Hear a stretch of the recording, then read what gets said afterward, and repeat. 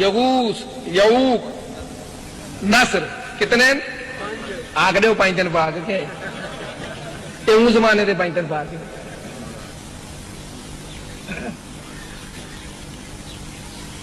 کوئی شک نہیں ہے جن سے ہم محبت کرتے ہیں خدا کی قسم وہ پاک ہے. علی کی پاکیزگی میں کوئی شک ہے کسی کو؟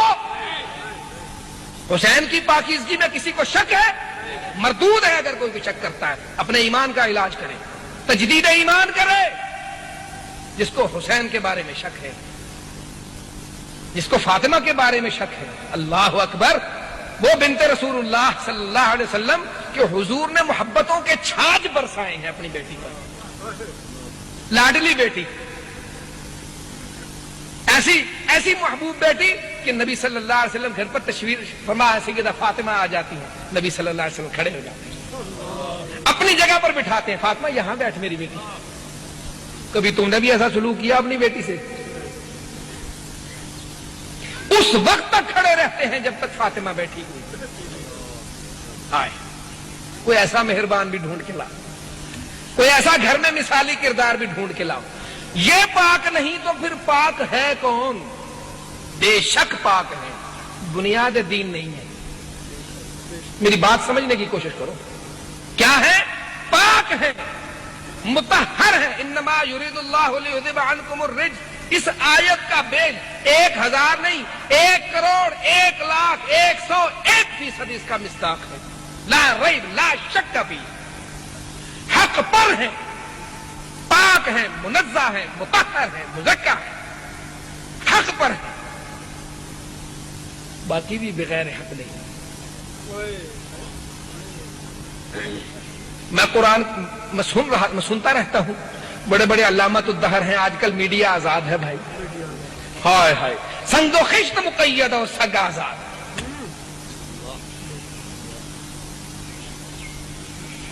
سنگ و خشت مقید, سگ آزاد. کیا کہیں کسی کو؟ اس میڈیا, یہ میڈیا یہودیوں نے اختیار, یہ ان کی ایجاد ہے.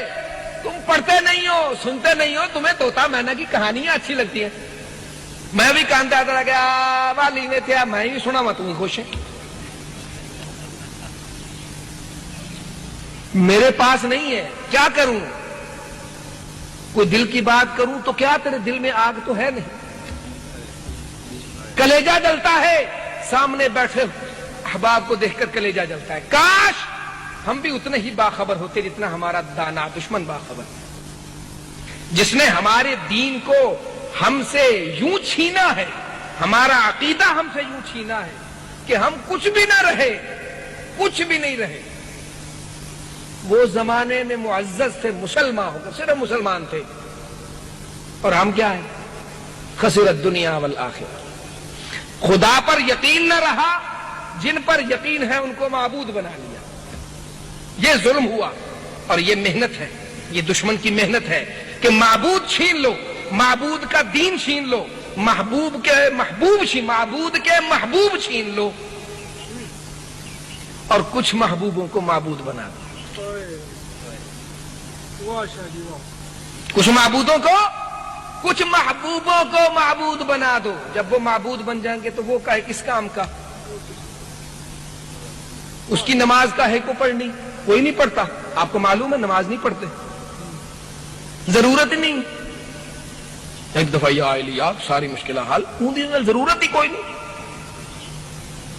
کیا ضرورت؟ سجدے میں سر رکھ کر سبحان ربی الاعلی, یہ کہنے کی ضرورت کہاں باقی رہی؟ یہ کہنے کی ضرورت کہاں رہ گئی؟ اے میرے رب مجھے بخش دے, رب اغفر وارحم وانت خیر الراحمین, یہ پڑھنے کی ضرورت ہی نہ رہی. ایک دفعہ آ گیا علی مشکل کشا, مسئلہ ختم. یا اللہ یا حل المشکلات, یا قاضی الحاجات, یا دافع البلیات, یا کافی المہمات, یا حل المشکلات, یہ کہنے کی پکار کی ضرورت ہی نہ رہی. ایک دفعہ ایک لفظ کہا, بات ختم, سارا دین آ گیا. 9 دن میں پورا اسلام ختم. ہندوؤں کا بھی یہی حال ہے, تم غور نہیں کرتے. سال کے تہوار مقرر ہیں، دن مقرر ہے، دنوں میں عبادت کرو، بھگوان کی جاؤ، چڑھاوا چڑھاؤ، کچھ ہار پھینکو، کچھ ناریل پھینکو، کیلے پھینکو، امرود پھینکو، سیب پھینکو، پانی پھینکو، دودھ چڑھاؤ، دودھ سے بھولے ناتھ کا وہ گنبد سا دھو دو، اللہ اللہ خیر سن لو۔ کالی ماتا کے جاؤ تو گوشت کی سریاں چڑھاؤ، گوشت چڑھاؤ، سریاں چڑھاؤ، پائے چڑھاؤ، خون کی بلی چڑھاؤ، جگ بھر خون لے جاؤ، اس کے منہ پر ڈال دو، اس کی زبان پر لگا دو، تو راضی، اللہ اللہ خیر صلی اللہ، سب مشکل ہو جاؤ، حل المشکلات۔ آسمان سے ربط توڑو، معبود زمین سے اگاؤ، یہ سامنے ہوں گے دین نکل جائے گا۔ اور جنہوں نے سجدوں میں سر رکھ کر معبود سمجھا وہ قابل نفرین ہو جائیں گے، یہ بات ہے۔ جنہوں نے معبود کو اپنے نبی کی سنت میں صلو کما رأیتمونی، معبود یوں سمجھو جیسے میں سمجھتا ہوں، جنہوں نے معبود اس طرح سمجھا وہ قابل نفرین بن جائیں گے۔ اور جو مجسم معبود کو پوجتے ہیں، سامنے کھڑے کو یا کہہ کر پکارتے ہیں، وہ معزز ہو جائیں گے۔ یہ ہے فلسفہ، یہ ہے محنت، اس کو پر تم نے کبھی غور نہیں کیا۔ علی حق لا ریب، علی حق، اکثر بیان ہوتی ہے روایت، علی حق تھے، حسین حق پر تھے، بالکل حق پر تھے، بالکل حق پر تھے۔ پھر ایک روایت کا تذکرہ ہوتا ہے کہ حضور نے دعا فرمائی، یا اللہ میں علی کے ساتھ ہوں، حق علی کے ساتھ ہے۔ ارشاد فرمایا حضور علیہ الصلوۃ والسلام نے، علی حق کے ساتھ ہے، حق علی کے ساتھ ہے، اللہ جدھر علی ہو تو حق کا رخ ادھر موڑ دے۔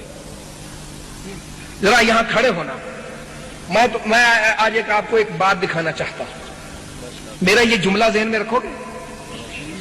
علی کیا ہے؟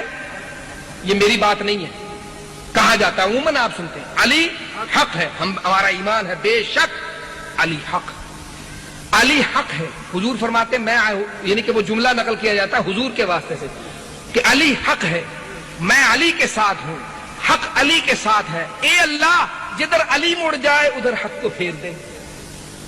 ایک ذرا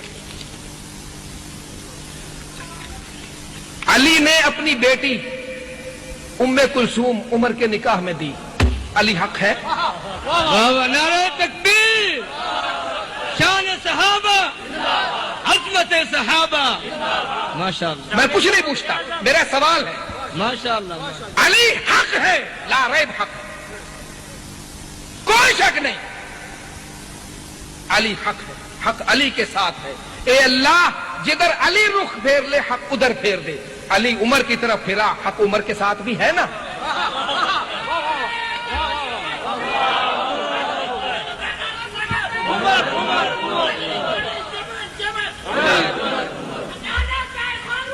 زندہ باد، حق عمر کے ساتھ ہوا۔ عمر کون ہے؟ عبقری ہے، رأیت عبقریا یسری، میں نے خواب میں عبقری دیکھا ہے جو معاملوں کو گھڑ دیتا ہے۔ اللہم اعز الاسلام بعمر بن الخطاب، اللہ میرے دین کو، اسلام کو عزت دے عمر کے ساتھ۔ کوئی کمی تھی عزت میں؟ خود نبی کے آنے کے بعد بھی کوئی عزت میں کمی رہ گئی تھی دین کے لیے؟ یہ کیسی عزت تھی جو وہ مانگ رہا ہے؟ جس کے ساتھ دین وابستہ ہے، جس کا کلمہ پڑھ کر تم دین کی حدود میں شامل ہوتے ہو، وہ کہتا ہے کسی اور کو، اس کو اللہ اس کو بلا، یہ تیرے لیے تیرے دین کی عزت کا سبب بنے۔ علی بھی تو یہی کہتا ہے، بیٹی دے دی تو اس کا مطلب یہ ہوا کہ علی حق پر تھے، عمر بھی حق پر تھے۔ کیوں علی نے بیٹی غیر حق کو نہیں دے سکتا؟ علی غیر حق کام نہیں کر سکتا، علی امام ہے، یہ امام کا فیصلہ ہے، اور جو امام کے فیصلے کو رد کرے بقول